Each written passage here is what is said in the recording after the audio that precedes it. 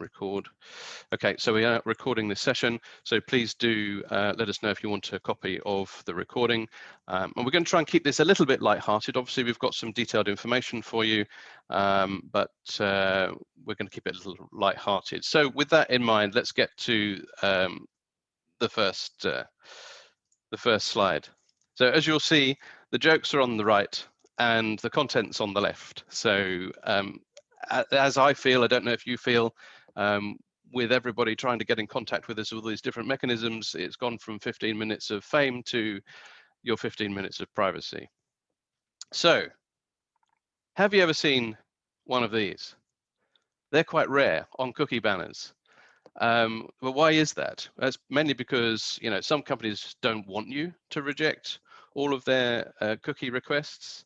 Some websites won't even allow it. Some websites have been built with, you know, cookies and trackers and all kinds of things built into them, and it's really difficult and really expensive for them to change that. So hence you don't see the reject all button, and many tools don't even have the capability. They're not compliant out of the box. They don't have the capability to have a reject all button, but it is not strictly a legal requirement on its own. But if you have an accept all button, then you should have a reject all button.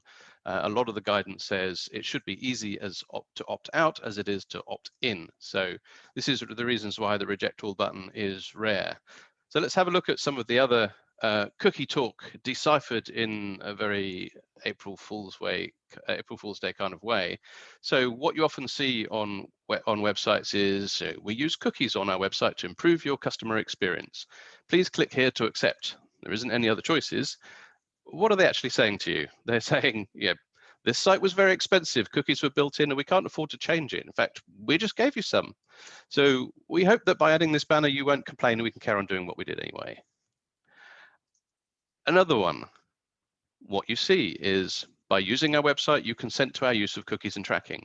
So they give you an accept button, but the accept button is really redundant because they're telling you they're going to, by, you know, their assumption is by your using their website, you have agreed to their cookies anyway. So what do they really mean? Well, they mean something like, well, we don't really care about you.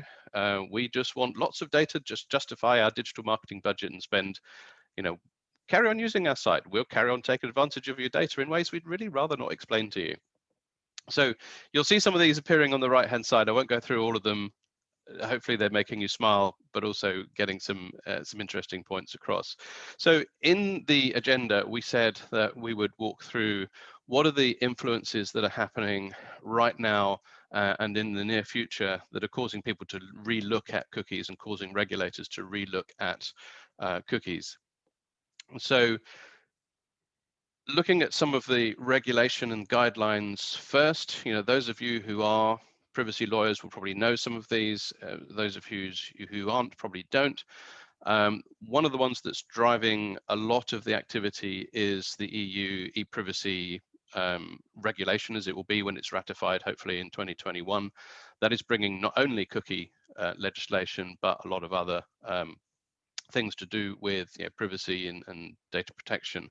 But that is driving a lot of the guidelines because they know that a new EU regulation is coming within the EU privacy regulation. And so we've seen a whole raft of updated guidelines, you know, ever since GDPR was released in May 2018. The ICO have updated their guidelines late 2019. Spain did the same. In France, they issued and then started to enforce in October. In Ireland, they released new guidelines in October, and the latest one that's come out is from Denmark. I'm not even going to try and pronounce the name of the regulatory authority in Denmark because I'll probably get it wrong. So, so quite a lot of new guidelines coming out, and there's also been quite a lot of cases. You may well have heard about France and the CNIL enforcement of the Google and Amazon decisions. You know, in total, that was something around 130 million euros. Wasn't just to do with cookie, but cookies were very much involved in it. Similar with Carrefour, also in December. Looks like CNIL had a very busy month in December last year. In Germany, there was a judgment between the German DPA and the CGEU around pre-selection, and we'll get into pre-selection a little bit later, but this is where a cookie technology gives you choices, but pre-fills those choices for you. So if you're given choices, you should have to make an active action to turn them on rather than accept things that have already been turned on for you. And that's the guts of what that was about. Similarly, in Germany, another organization called Avocado, which is a site where you can go and find legal representation.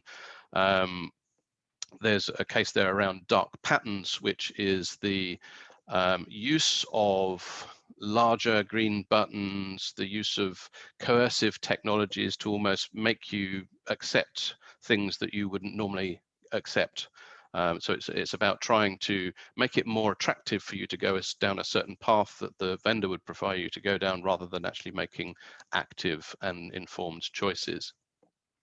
And there's similarly in Belgium in December 2019, there was in Sweden, the ECOT report around the Swedish authorities that had unbeknownly been sending information about people's IP address to a third-party cookie provider, which was Google. And in the UK and in the Netherlands, there's a case around Oracle and Salesforce and their use of cookies and how they use the data that comes from the cookie collection. So, a lot of things happening, and what's influencing this is that new e-privacy regulation, but also the volume of complaints by consumers that they feel that their rights aren't being respected. And this is obviously something we want to try and resolve and get better at. And we get a lot of questions around these things, so we thought we would run a webinar for you around it. Don't worry about trying to scribble all these down. We'll give you a list when we email you afterwards. And if you want to get into it in more detail, of course, we can have a meeting. So yeah, here's an example of a dark pattern, for example. Here's the nice big green accept all button. What do they mean? They're saying basically, we know you're lazy, so we gave you a big green lovely button to press to get this annoying and confusing cookie banner off your screen so you can come and order something from us. These things are not great practices. So if you distill down, which is what we've tried to do for you in this webinar, if we distill down the guts of a lot of what those new regulations and what those cases are about, pick the top 5, this is the list that we came up with. So the number 1 seems to be organizations that are what they call dropping third-party cookies. So they're dropping cookies that are passing data to other organizations onto your device, collecting information, and then sending it to those other organizations. So it could be going anywhere before you actually get to the point of giving any kind of consent or understanding that that's happening. So that is the number 1 bad practice that they're really starting to clamp down on. Number 2 bad practice is nudging. So this is the dark patterns. This is using, unclear language, using big green buttons for accept all and tiny little letters for the other options. If you've got an accept all and you don't have a reject all, if you're using any kind of obfuscation, and another example of this is complexity. I'm sure people have seen when you go on a cookie banner, you have hundreds and hundreds of options and submenus and sliders within submenus and things that say legitimate interest and things that say other things. And it's really, really, even for people in the privacy market like myself, I find it really confusing. And my reaction normally is, I'll go and buy it somewhere else. So, so that whole idea of trying to nudge, coerce, make it complicated, move away from the idiom of it should be as easy to opt out as it is to opt in, then you're going to be in focus. A slightly more evil practice than that is forcing people. So I'm sure you've all come across websites where you get a banner and you can't actually get rid of the banner unless you click the accept all button, which is what's called a cookie wall or forcing. So you're basically making the entry to that website or to that service preconditioned on accepting all cookies that you have no choice over.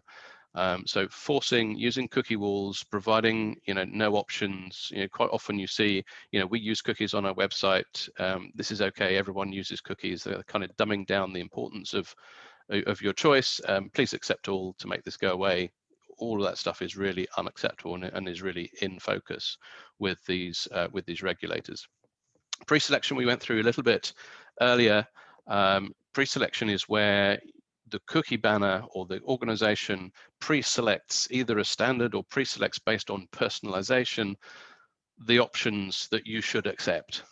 In every case, in every kind of tracking technology or cooking technology, it should be an active and informed action. So when you give your consent, you have to change something to say, yes, I give my consent, not just, yeah, I'll accept the suggested options that you've given me. That's called pre-selection, and it's something that's the subject of some of those court cases.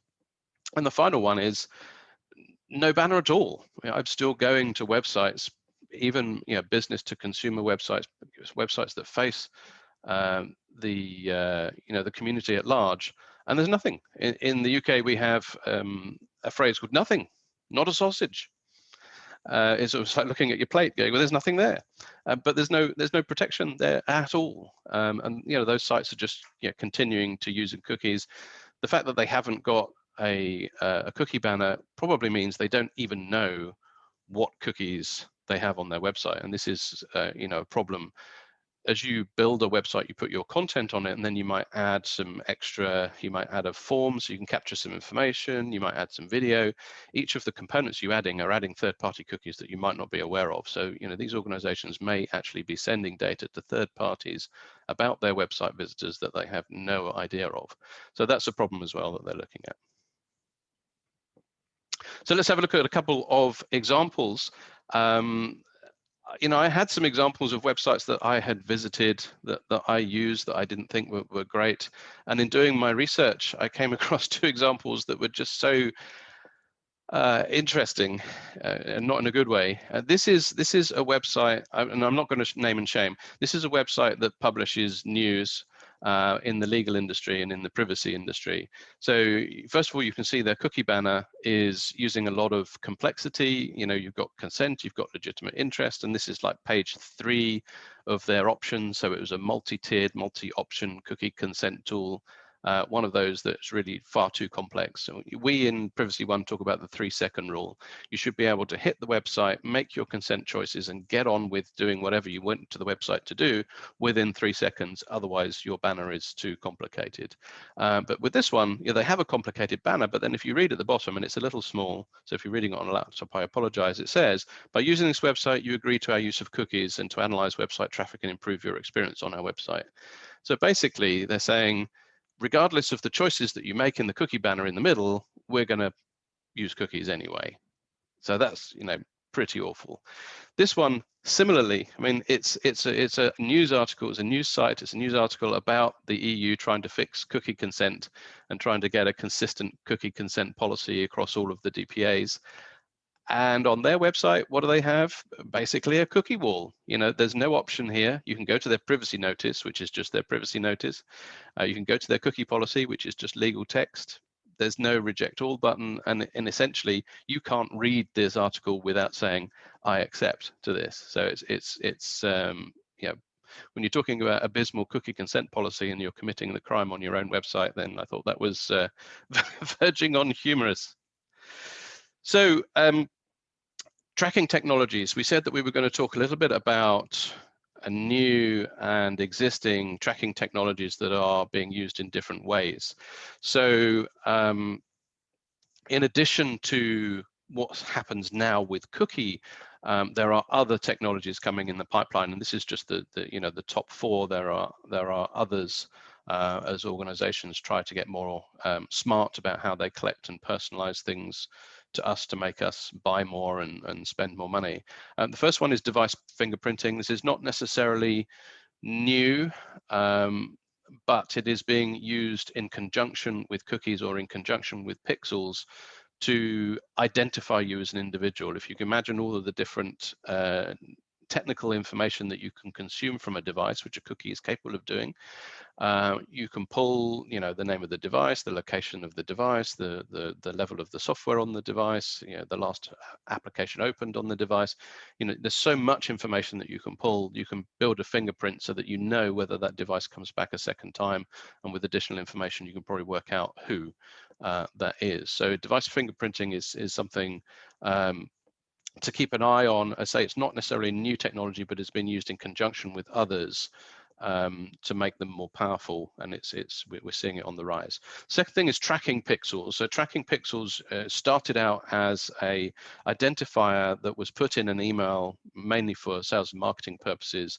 When you send that email, when the person opens the email, the pixel has a tiny bit of code in it that allows it to send information back, like how many times did you open it, when did you open it, how long did you spend reading it. Tracking pixels have come on a long way since then, so they're now used to actually send the data back to the owner of the third-party cookie, if you like, or of the, when we get into flocks in a minute, they're using the tracking pixel to send that information back. So Facebook, for example, uses tracking pixels quite a lot, particularly when you sign in using another service. When you go to a website, so would you like to log in with your Facebook ID? They're using a tracking pixel to send information about what you used your Facebook ID to log on to, and probably what you did there, and any other information they could capture. So tracking pixels, we're seeing, again, not necessarily a brand new technology, but it's being used more and more as a mechanism to get data back to the owner of the pixel or the fingerprint or whatever it is, to retain that information and start to apply AI and do all the analysis that they do on us. So federated learning of cohorts. This is in brand new technology. For those of you who know about the Google's cookie sandbox, they're looking at different ways to be able to personalize and identify and categorize people for advertising purposes. So federated learning of cohorts, I take this back to my maths at school when we did Venn diagrams. So Johnny is a member of group A, and Sally is a member of group B, and Charlie is a member of group A and group B. So it's a Venn diagram kind of idea. So by identifying you in a certain group of maybe interests or places that you visited, or whatever other information that they can find, by bringing those groups together and working out where the segments overlap, they can be a lot more identified what you might like, what advertising you might be open to. Now that at the high level, doesn't sound too scary, but then when you get down to what they call small flocks, is where they've done so much AI analysis on so many hundreds of different groupings that they can actually potentially pinpoint you as an individual, and that's when it starts to get a little bit scary. SimHash and group profiling, similar idea, and often used in conjunction with flocks, because federated learning of cohorts is just such a long phrase. SimHash is the ability to be able to then identify the overlap in those groups as a code, and then use that code to be able to work out what the overlaps in the other groups are. So, and group profiling, where you might start to use information that you know about each one of those groups to try and profile you into groups of individuals for targeting. So the considerations and the concerns here, using Flock, for example, potentially there's less personal data being sprayed to third parties, because all of the data is coming back to the central processor. But that also has its own scariness associated with it, because that central processor is probably going to be the owner of the technology, which is probably going to be a Google or a Facebook or an Amazon, or a very large organization, which means that rather than the data going off to all these different entities, it's going to be brought back to one central entity. So although there's less personal data being sprayed to third parties, it's coming back to one or more large entities. There's a whole load of concerns around the assumptions that they might make about your group association, the AI that they might be able to run on that, and any algorithmic bias. So what would they build in to their algorithms that benefit Google only or Amazon only, that then affects the whole global advertising industry, or whatever else they choose to use it for? And that also another concern and consideration here is when you're using this kind of data, if you're only using it for advertising, that's a little bit scary. But what happens if it gets used for something else? What happens if you go into a group of people who move the mouse erratically, and then they sell that information to an insurance provider who says, okay, you might show signs of Parkinson's, so you can't get health insurance anymore. Those kinds of things are getting really scary, and that's why regulators are also looking at these new technologies and making sure that those kind of things are we have enforcement against it. So the final thing of concern around this is, the anti-competition and the centralization, as we've talked about, and the sensitive data targeting. How do the regulators stop these large entities from being able to use sensitive data categories like sexual orientation, religion, whether you have children, whether you have a health problem, those kinds of things? How can that be prevented so that it remains in the realm of being able to target people for advertising? So these are some of the considerations and the tracking technologies. So how to be ready? So one of the conclusions that we came to by putting this together is, first of all, consider, do you need to work this way?